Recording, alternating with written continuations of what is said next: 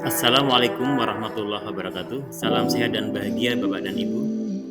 Perkenalkan saya Budi Mulyono, calon guru penggerak angkatan 9 dari SMP Negeri 3 Simo, Kabupaten Boyolali. Saya akan memaparkan koneksi antar materi, kesimpulan dan refleksi modul 1.1 tentang pemikiran Ki Hajar Dewantara. Selanjutnya, pembahasan mengenai kesimpulan dan refleksi modul 1 tentang pemikiran Ki Hajar Dewantara.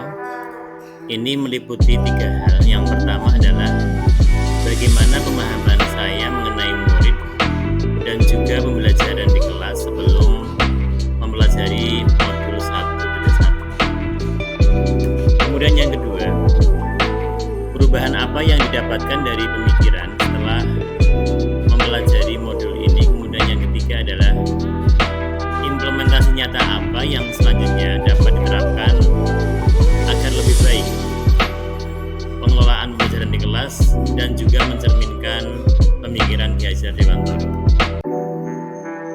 Kita bahas yang pertama Bapak dan Ibu, bagaimana pemahaman saya mengenai murid dan juga pembelajaran di kelas sebelum mempelajari modul 1.1.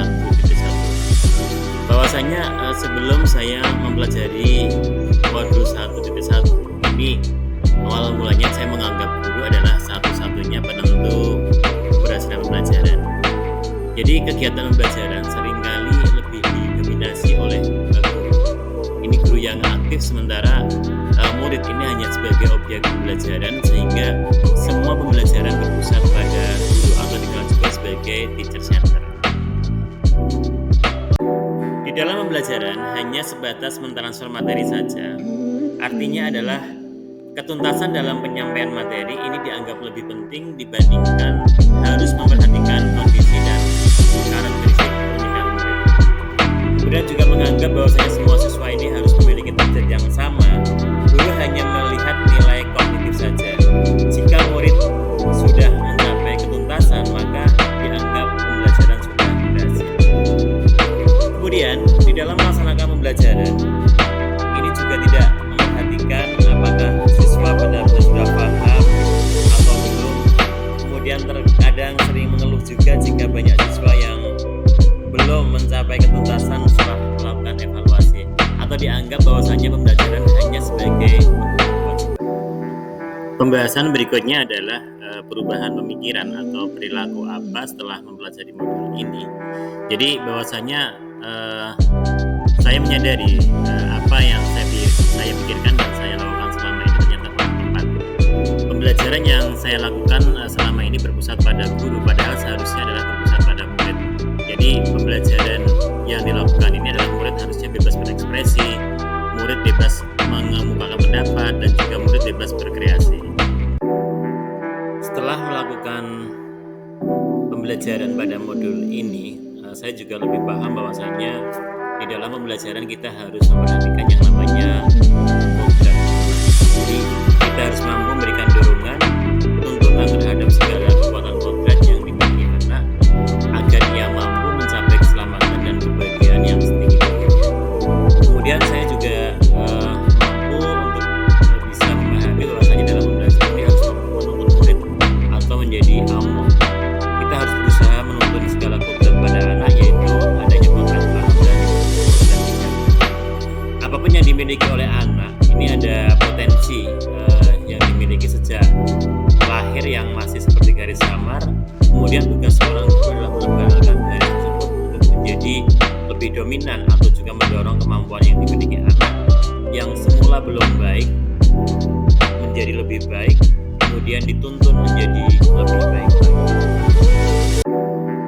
Saya juga mengenal adanya trilogi pendidikan, bahwasanya Ki Hajar Dewantara ini memberikan filosofis sebagai seorang guru harus bisa menuntun, memberikan contoh, membangun semangat, dan juga memotivasi siswa seperti semboyan Ki Hajar Dewantara, yaitu ingat sosok Turodo, Matio Mangunkarso, dan Lutfi Handayani. Saya juga lebih memahami bahwasanya pendidikan itu seharusnya berpihak pada murid. Guru harus bisa memberikan pembelajaran yang berpihak kepada anak. Seorang guru harus memahami bagaimana karakteristik para siswanya, kemudian mengembangkan bakat dan juga memperhatikan kodrat anak. Dan juga seorang guru harus siap menjadi ayah bagi siswa dengan tulus ikhlas, mencintai tanpa batas dan siap menghamba kepada siswa. Selanjutnya adalah pembahasan yang ketiga, implementasi nyata apa yang selanjutnya dapat saya terapkan lebih baik supaya kelas yang saya berikan pembelajaran mencerminkan pemikiran belajar Dewantoro. Di dalam melakukan pembelajaran, saya mengadakan atau melakukan asesmen awal pembelajaran. Asesmen ini merupakan salah satu bukti atau informasi untuk mengetahui proses pembelajaran yang akan berlangsung, kemudian sedang berlangsung dan telah berlangsung.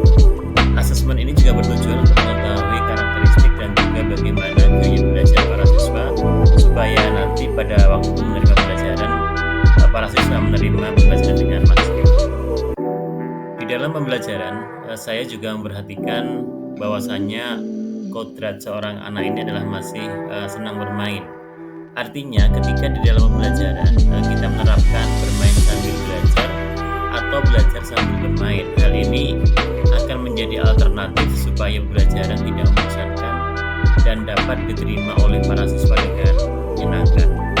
Di samping itu juga ada kuis berbasis game. Ini dapat menjadi salah satu pilihan untuk memberikan pengalaman yang positif bagi para siswa.